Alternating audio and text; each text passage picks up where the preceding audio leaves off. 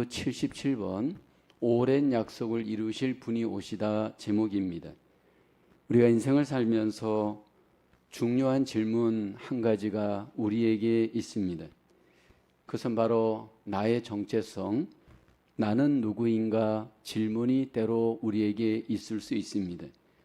세상 사람들은 내가 누구인지 알기 위해서 족보를 반드시 그들은 중요하게 생각하고 족보를 앞세웁니다. 족보를 통해서 가문의 시조, 가문의 내력을 알기를 기뻐합니다. 그리고 그 족보를 통해서 의미 있는 그 어떤 인생을 족보를 통해 확인하곤 합니다. 때로 해외에 이방되어진 우리나라 한국인들이 수십 년이 지나고 난 뒤에 한국을 방문하여서 자신의 그 뿌리를 찾는 노력들을 하는 뉴스를 보곤 합니다. 자신의 정체성을 찾기 위함입니다. 하나님께서도 우리에게 정체성을 알기를 원하십니다. 그리스도인이 가장 알아야 될 정체성은 예수님이 누구신지, 예수님의 그 뿌리에 대해서 예수님의 그 정체성을 하나님은 우리가 알기를 원하십니다. 그래서 구약의 역사를 통해 약속하셨던 예수님 메시아를 우리에게 보내주셨는데 그 보내주신 예수님이 어떤 분인지 우리에게 족보를 통해서 이제 확인시켜 주시는 내용이 신약 마태복음의 오늘 본문의 내용입니다. 오랫동안 구약을 통해서 하나님께서 약속하신 메시아가 드디어 이 세상에 오시게 됩니다. 하나님은 이 예수님을 마태를 통해서 예수님의 족보를 우리에게 소개하십니다. 그래서 예수님의 그 기원, 예수님이 어떤 뿌리를 가지고 계신 분인지를 우리에게 알려주십니다. 특별히 유대인들을 염두에 두고 기록된 이 마태복음은 예수님이 구약에 약속한 메시아이심임을 우리에게 소개합니다. 예수님이 철저히 구약에 뿌리를 둔 아브라함과 다윗으로부터 이제 기원하신 메시아이심임을 우리에게 소개를 합니다. 예수님의 정체성을 바로 알고 이해하고 믿는 일이 우리에게는 너무 소중합니다. 예수님을 통해서 하나님의 뜻, 구원이 이 땅에 이루어지기 때문입니다. 첫째로 예수님 세상에 복을 가져오시는 아브라함의 자손이십니다. 마태복음 1장 1절을 보면 아브라함과 다윗의 자손 예수 그리스도의 계보라 말씀을 합니다. 예수님 정체성을 소개하면서 먼저 강조하는 인물은 아브라함입니다. 아브라함은 이제 유대인들에게 믿음의 조상으로 알려진 인물입니다. 하나님께서 아브라함을 믿음의 조상으로 인정하시고 그 아브라함을 통해서 하나님께서 이제 복을 주십니다. 근데 아브라함을 통해 하나님께서 구약의 약속을 하시는데 그 약속의 핵심은 바로 씨의 약속입니다. 그리고 씨의 복입니다. 창세기 12장 2절에 보면 내가 너로 큰 민족을 이루고 내게 복을 주어라고 하죠. 창세기 15장 5절을 보면 하늘을 우러러 여기 뭇별을 셀 수 있나 보라. 또 그에게 이르시되 내 자손이 이와 같으리라. 하나님께서 자손의 씨의 약속을 축복하시고 약속합니다. 창세기 17장 8절을 보면 17장 6절을 보면 내가 너로 심히 번성하게 하리니 내가 내게서 민족들이 나게 하며 왕들이 내게로부터 나오리라. 여기 하나님께서 아브라함을 통해서 씨의 복을 약속하셨고 자손이 나올 것이고 번성하게 될 것이고 왕들이 내게로부터 나올 것이다. 하나님께서 약속하십니다. 하나님께서 아브라함을 통해서 이렇게 약속하신 이 씨, 이 복, 이것들이 이제 우리에게 어떻게 적용될지 더 구체적으로 창세기 22장 18절에 이렇게 말씀을 하시죠. 내 씨로 말미암아 천하 만민이 복을 받으리니 하십니다. 여기 천하 만민이 복을 받게 하는 그 씨, 그 씨는 바로 메시아이신 예수님을 통해서 천하 만민이 복을 받게 하십니다.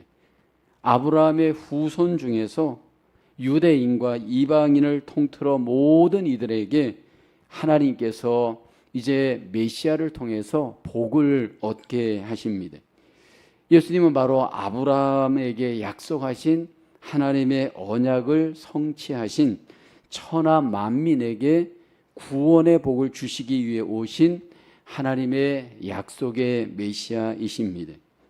이제 하나님께서 이 메시아이신 예수 그리스도를 우리에게 성취시킬 때 아브라함으로부터 시작되어져 14대씩 세 그룹으로 나누어 하나님의 약속이 전개되는 것이 소개됩니다. 첫째는 아브라함을 통해서 하나님이 먼저 약속하시고요. 14대가 지난 뒤에 둘째는 다윗 왕으로 시작되어진 그룹을 통해서 또 14대가 약속되죠. 마태복음 1장 6절에 보면 여기 다윗은 이제 우리아의 아내에게서 솔로몬을 낳고 하면서 또 14대가 시작되어지고요. 세 번째는 12절에 또 세 번째 그룹이 소개되는데 바벨론에 잡혀간 후에 또 여기 이제 하나님의 메시아의 약속이 이루어집니다. 그러니까 아브라함으로부터 14대, 다윗으로부터 14대, 바벨론으로부터 이주한 뒤에 또 14대, 이렇게 하나님께서 하나님의 약속이신 메시아를 이 땅에 오기까지 유대 역사 속에서 하나님이 그 역사를 전개해 가십니다.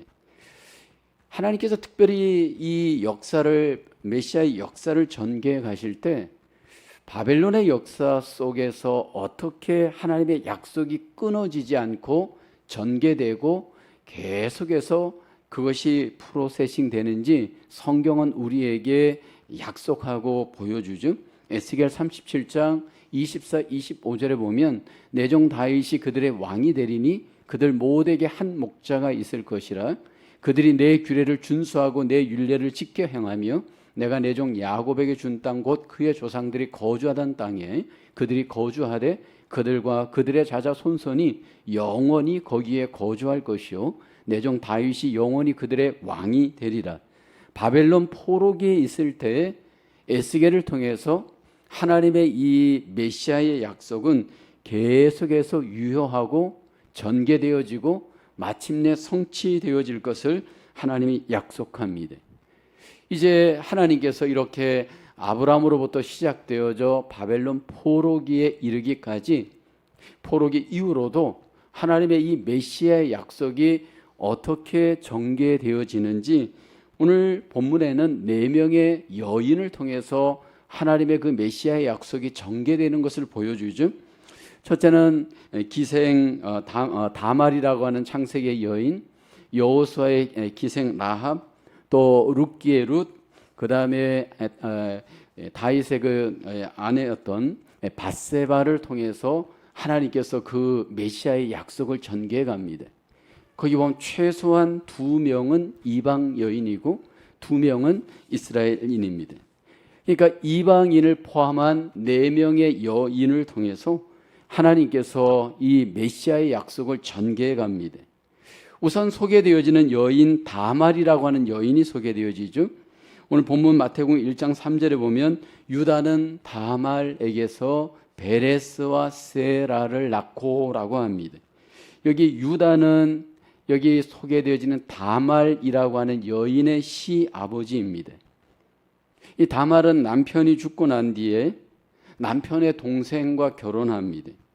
그런데 그 둘째 그 아들이었던 그 둘째 남편이 또 죽게 되어집니다. 유대의 전통에는 형이 죽으면 동생이 대신해서 형수 역할을, 그러니까 그 와이프 역할을 하게끔 되어져 있습니다.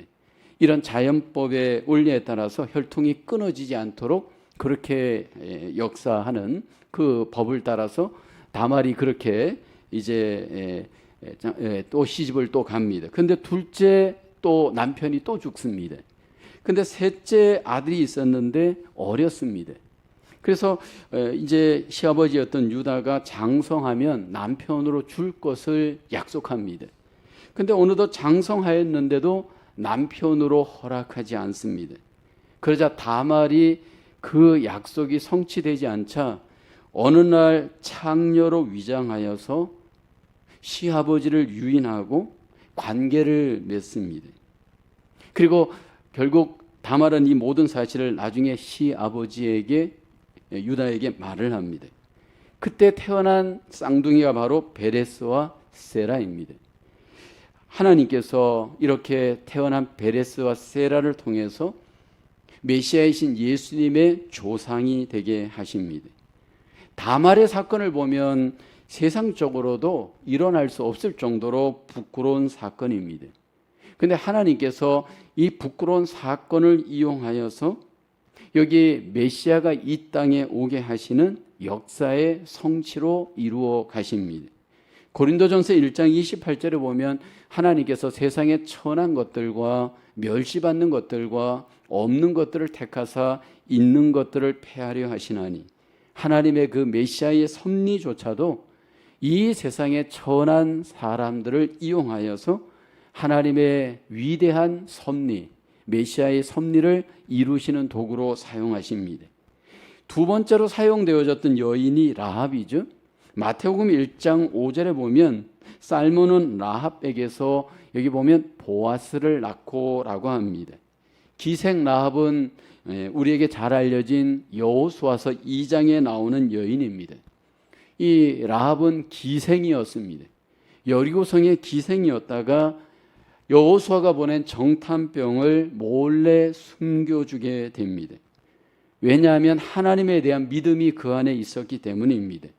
여호수아서 2장 9절로 11절에 보면 이렇게 고백하죠. 여호와께서 이 땅을 너에게 주실 줄을 내가 아노라. 이 기생 라합이 정탐꾼들을 숨겨주면서 자신 안에 있었던 믿음을 고백하는 내용입니다. 우리가 너희를 심히 두려워하고 이 땅 주민들이 다 너희 앞에서 간담이 녹나니 이는 너희가 애굽에서 나올 때 여호와께서 너희 앞에서 홍해물을 마르게 하신 일과 너희가 요단 저쪽에 있는 아모리 사람의 두 왕 시온과 옥에 행한 일, 곧 그들을 전멸시킨 일을 우리가 들었습니다. 이방인이었지만 기생이 있지만 그는 하나님이 유일하신 하나님이신 것을 마음에 믿었습니다.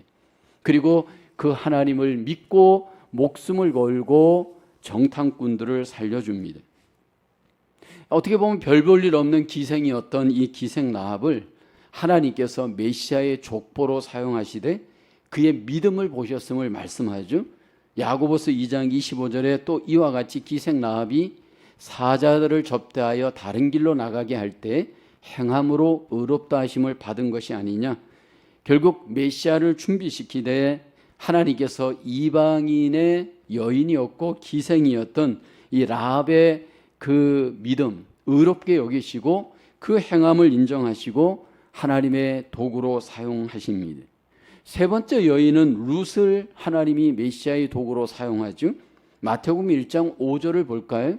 보아스는 룻에게서 오벳을 낳고 오벳은 이세를 낳고라고 합니다.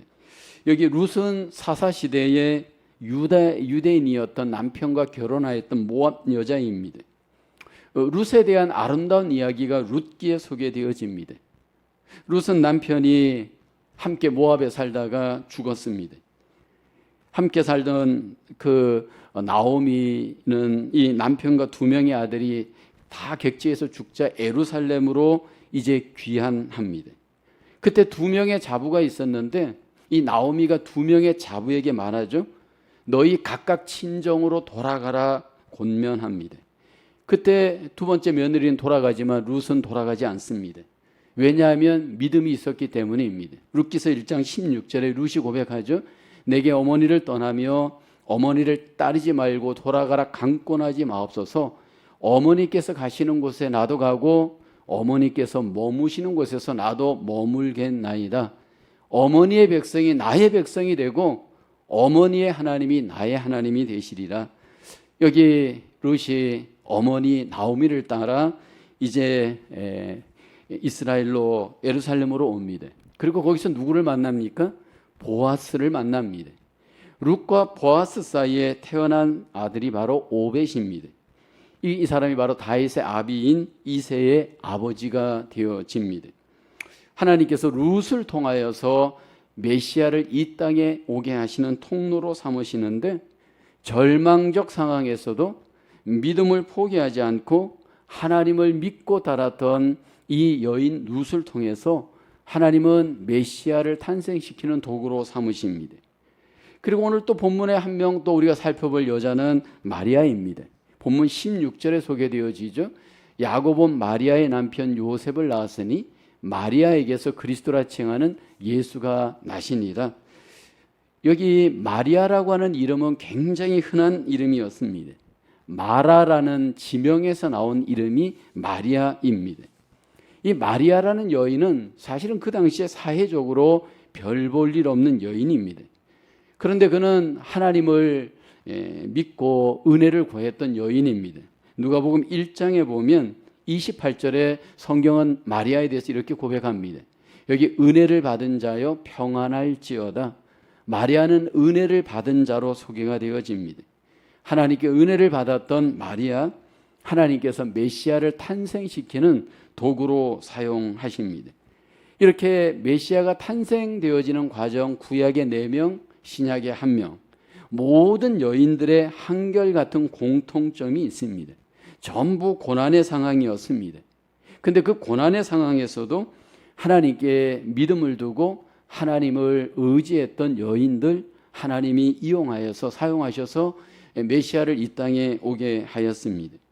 특별히 그 여인들 중에는 이방인 여인들도 있었고 유대인도 있었습니다.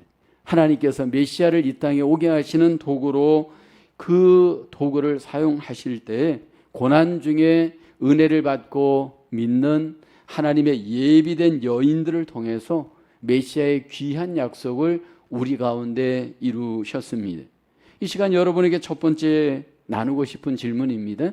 예수님의 족보에 포함된 여인들과 모든 열방에 복을 주시고자 하는 하나님의 열망과는 어떤 연관이 있습니까?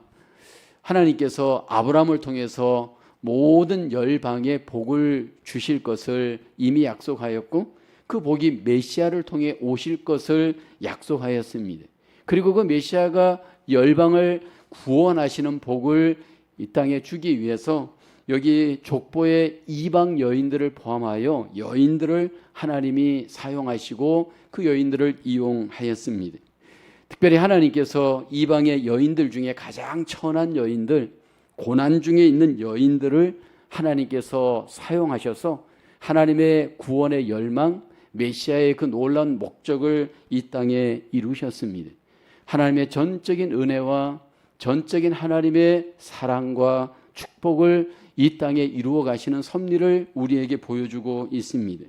오늘도 하나님께서는 이 땅에 약한 자를 들어 강하게 하시고 없는 자를 있게 하시고 하나님의 놀라우신 은혜와 복을 이 땅에 이루어 가시는 놀라운 섭리의 역사를 여전히 이루시는 줄로 믿습니다. 두 번째로 예수님 영원히 다스리시는 다윗 왕의 후손이십니다. 여기 예수님은 아브라함의 후손일 뿐만 아니라 다윗 왕가의 후손으로 메시아로 오신 예수님이십니다. 오늘 본문 1장 17절에 보면 그런즉 모든 대수가 아브라함부터 다윗까지 14대요 다윗부터 바벨론으로 사로잡혀 갈 때까지 14대요 바벨론으로 사로잡혀 간 후부터 그리스도까지 14대더라. 먼저 아브라함으로부터 시작되어져 모든 만민의 복이 되시는 메시아이심을 알리시고요. 다음에 다윗을 통해 오시는 메시아이심을 통해서 예수님이 왕으로 이 땅에 오실 것을 우리에게 예언합니다. 하나님께서는 이미 다윗 왕을 통해서 다윗 그 후손 중에 메시아가 이 땅에 오실 것을 약속합니다. 사무엘하 7장 12, 13절에 보면 내 수완이 차서 다윗 왕에게 하나님이 하시는 말씀입니다. 내 조상들과 함께 누울 때 이제 다윗 왕이 죽을 때 내가 내 몸에서 날 내 씨를 내 뒤에 세워 그의 나라를 견고하게 하리라. 그는 내 이름을 위하여 집을 건축할 것이요 나는 그의 나라 왕위를 영원히 견고하게 하리라. 물론 이 예언의 약속은 1차적으로는 솔로몬을 염두에 둔 겁니다. 그러나 여기에 보면 그의 나라의 왕위를 영원히 견고하게 하리라. 이것은 솔로몬을 넘어서 다윗의 후손 중에 메시아가 오게 하시고 하나님의 나라 왕국이 영원하게 견고하게 되어질 것을 다윗을 통해 하나님이 약속하신 겁니다.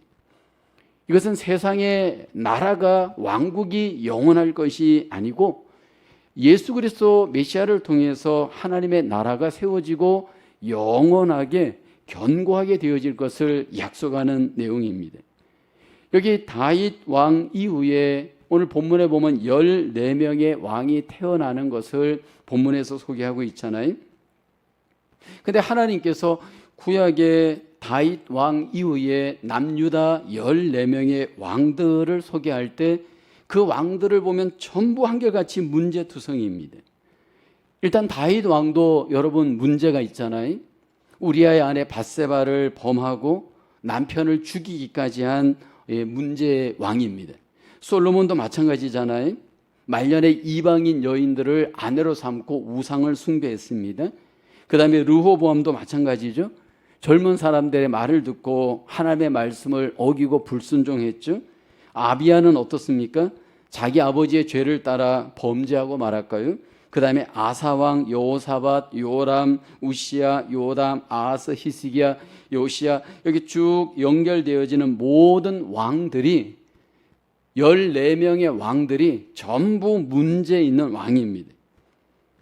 근데 하나님께서 물론 부분적으로 선한 왕도 있지만 이렇게 문제 있는 왕을 통해서 메시아의 그 약속이 끊어지지 않고 그대로 성취되어지도록 일하십니다.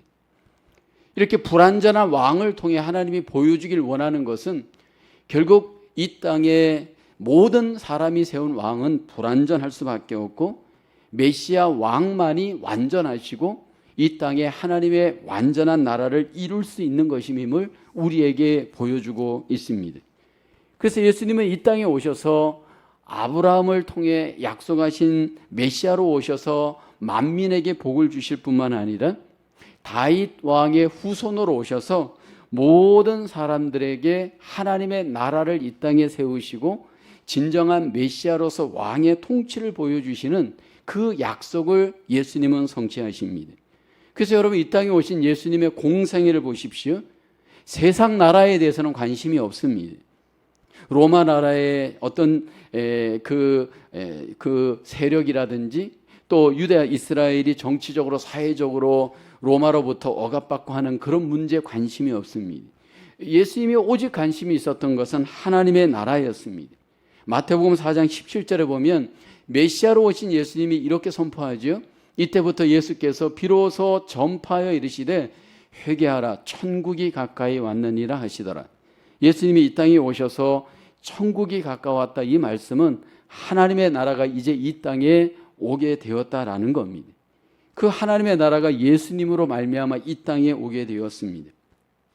메시아로 오셔서 이 땅에 하나님의 나라를 세우고 이제 이 땅에 하나님의 통치를 나타내시는 그 목적을 예수님이 메시아로서 이 땅에 행하십니다. 예수 그리스도로 말미암아 이 땅에 오신 하나님의 나라, 그 나라는 어떤 나라인가? 예수님이 말씀을 통해서 하나님의 나라의 가치와 목적을 말씀하잖아요. 그리고 예수님이 병자들을 고쳐주면서 하나님의 나라가 이 땅에 임했음을 나타내시죠. 귀신을 물리치면서 하나님의 나라의 능력을 이 땅에 나타내시죠. 궁극적으로는 예수님이 십자가의 고난과 죽음을 당하시고 부활하심으로 이 땅에 하나님의 나라가 어떻게 세워지고 완성되어져 가는지 우리에게 보여줍니다. 예수님이 이 땅에 오셔서 메시아로서 우리에게 개인으로는 구원을 주셨지만 궁극적으로는 이 땅에 하나님의 나라를 세우셨습니다. 그리고 이제 다시 오셔서 그 하나님의 나라를 완성하실 겁니다.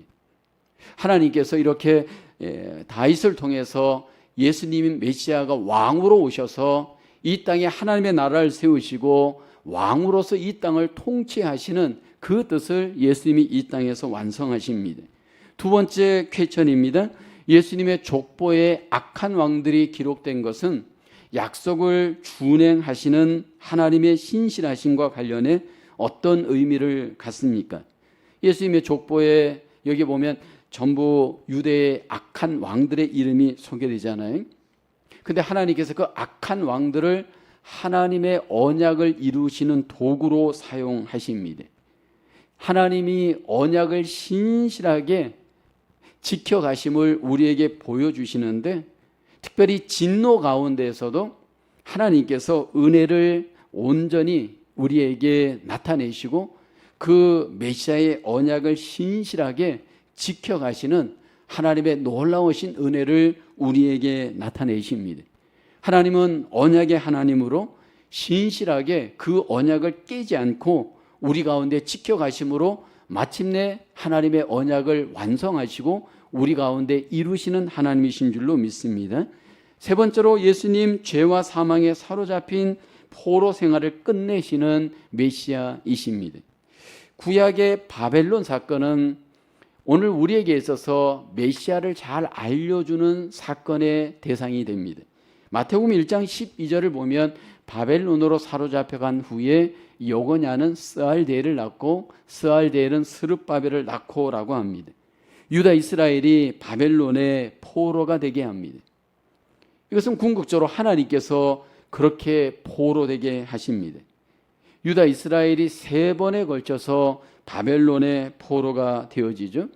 최종적으로 주전 586년경에 이제 유다 이스라엘이 바벨론의 포로가 됩니다. 그때 유다 이스라엘이 바벨론의 포로가 될 때 하나님의 언약, 메시아의 언약은 끝나는 것처럼 보였습니다. 왜냐하면 정복자들, 바벨론 그 군인들, 바벨론 그 군대가 유대 이스라엘 백성들을 포로로 잡아가죠.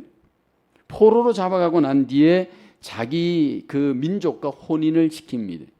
그래서 결국 더 이상 이제 어떤 상황 속에서 유대 민족이 더 이상 번성하지 못하도록 그렇게 말살을 시키는 정책을 펼칩니다.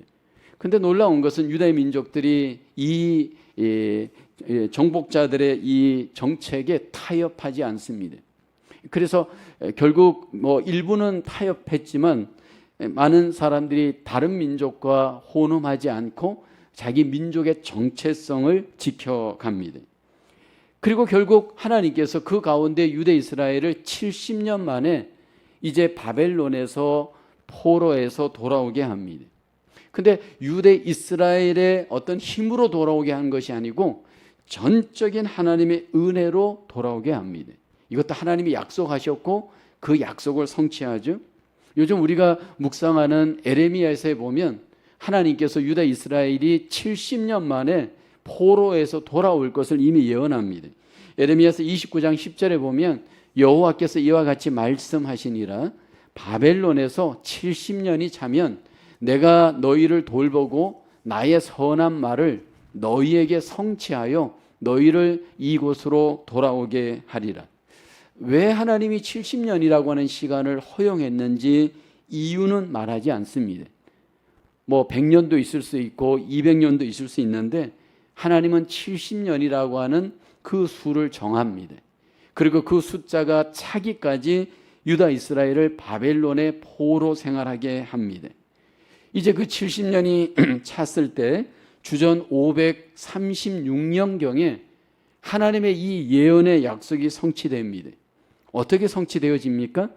갑자기 바벨론 나라가 고레스가 이끄는 메데파사, 페르시아에 의해서 졸지에 망하게 됩니다. 이 메데파사의 왕 고레스 왕이 바벨론을 정복하고 난 뒤에 놀라운 정책을 펼치죠. 바벨론에 포로 되어져 있던 유대 이스라엘을 전부 해방을 시킵니다. 고국으로 돌아갈 수 있도록 명령합니다. 그뿐만이 아니죠. 그들이 예루살렘으로 돌아가서 성전을 재건할 수 있도록 돕습니다. 고레스 왕은 하나님을 믿는 왕이 아닙니다. 근데 하나님께서 그 고레스 왕을 사용하여서 유대 이스라엘 백성들을 포로에서 자유케 하고 하나님의 성전을 지을 수 있도록 고레스 왕이 재료를 지원하고 또 이렇게 저렇게 필요한 것들을 지원합니다. 하나님의 약속을 이루는 도구로 삼으셔서 결국 하나님의 언약이 성취되게 하십니다. 하나님께서 메시아를 약속하시고 그 메시아의 약속이 성취되어지는 과정을 보면 세상적으로는 불가능한 것 같은 정황이었습니다. 근데 하나님께서 그 언약의 성취를 반드시 이루시되 하나님께서 유대인들을 통해서만 이루시는 것이 아니고 고레스와 같은 이방인들을 통해서도 또 이방인의 사건을 통해서도 또는 전쟁을 통해서도 나라를 통해서도 하나님의 이 언약 메시아의 약속을 성취시키십니다. 하나님께서 마침내 이 약속하신 메시아 예수 그리스도를 구약에서 약속하시고 그리고 그 약속을 성취시키시고 마침내 때가 참에 이 땅에 보내십니다. 그리고 이 땅에 보내심으로 메시아를 통해 이루시길 원하시는 하나님의 뜻, 하나님의 놀라운 구원의 약속을 이 땅에서 이루어가게 하십니다. 지금도 하나님께서는 언약의 약속을 통해서 하나님의 뜻을 이 땅에 신실하게 이루어 가시며 하나님의 놀라우신 역사를 이 땅 가운데 나타내시는 줄로 믿습니다. 이 시간 세 번째로 묵상할 것은 시련 중에서도 신앙을 지키고자 했던 신실한 사람들로부터 무엇을 배울 수 있습니까?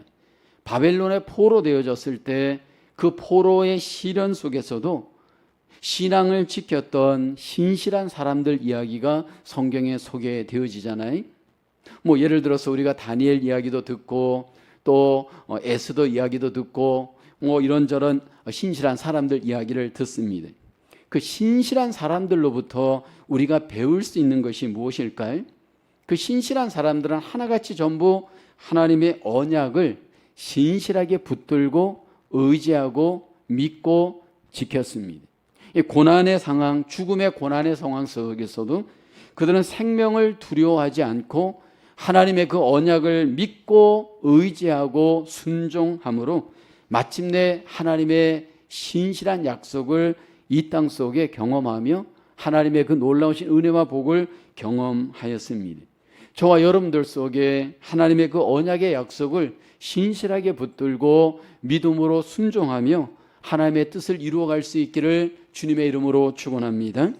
메시아이신 예수님은 하나님의 약속 가운데 이 땅에 마침내 이제 그 성취로 오셨습니다. 2000년 전에 하나님께서 보내신 이 메시아는 우연히 온 것이 아니고 구약을 통해서 약속하셨고 마침내 때가 참에 그 약속대로 이 땅에 오심으로 하나님의 놀라우신 뜻을 이 땅 가운데 성취하셨습니다. 절망 가운데 소망을 주시고 어둠 가운데 빛을 주신 메시아로 오셔서 마침내 하나님 나라를 이루시고 하나님의 놀라우신 복을 우리에게 주신 줄로 믿습니다. 오늘 우리에게 필요한 것은 하나님께서 약속 가운데 보내신 메시아이신 예수 그리스도로 말미암아 우리 가운데 믿음을 갖고 항상 소망 중에 시련 가운데 항상 믿음으로 세상을 이기고 다시 오실 예수 그리스도를 소망하며 하나님 앞에 그 언약을 붙들고 소망 중에 살아가시는 저와 여러분 되어지기를 주님의 이름으로 축원합니다. 기도하겠습니다. 은혜가 풍성하신 하나님, 구약에 우리에게 약속하신 메시아이신 예수님을 하나님께서 때가 참에 그 약속대로 우리에게 보내시고 우리가 함께 그 예수 그리스도를 믿음으로 하나님의 놀라우신 구원의 은혜, 하나님의 복을 누리게 하심을 진심으로 감사합니다. 이제 하나님 예수 그리스도를 믿는 하나님의 자녀로서 날마다 언약의 약속을 붙들고 믿음으로 시련을 이기고 세상을 이기며 다시 오실 주님을 바라보며 믿음으로 승리하는 주의 자녀들 되게 하여 주시옵소서. 또 한 주간의 삶을 살아갈 때 우리 안에 계신 주님의 그 놀라우신 구원의 은혜와 또 다시 오실 그 주님의 재림의 소망을 갖고 어떤 정황 속에서도 언약의 약속을 붙들고 믿음으로 승리하며 하나님의 자녀됨의 정체성으로 세상을 이겨나가는 귀한 삶이 될 수 있도록 인도하여 주시옵소서. 모든 영광을 주께 올리오며 감사하고 예수님 이름으로 기도하옵나이다. 아멘.